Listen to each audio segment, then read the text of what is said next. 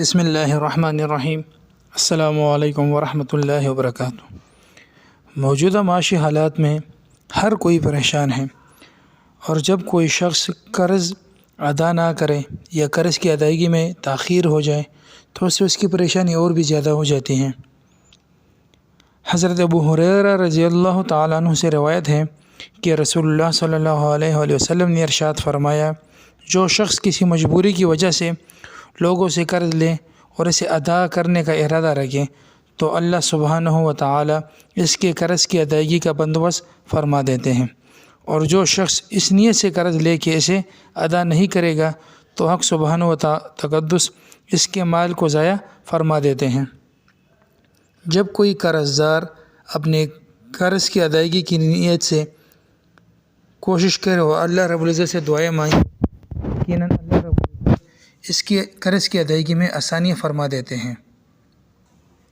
آج ہم اس ویڈیو میں ایک ایسے مؤثر وظیفے کے بارے میں بات کریں گے جس سے آپ کی قرض کی ادائیگی میں آسانی پیدا ہو جائے گی۔ اور جیسے میں نے شروع میں کہا کہ جب کوئی شخص ارادہ کرے قرض کی ادائیگی کا تو اللہ رب العزت اس کے لیے آسانیاں پیدا فرما دیتے ہیں۔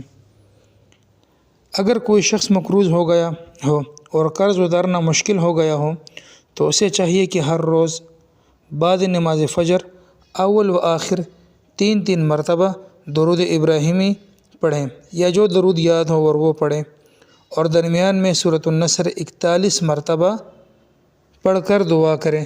انشاءاللہ تعالی قرض سے فوراً نجات ملے گی اور بآسانی قرضہ ادا ہو جائے گا۔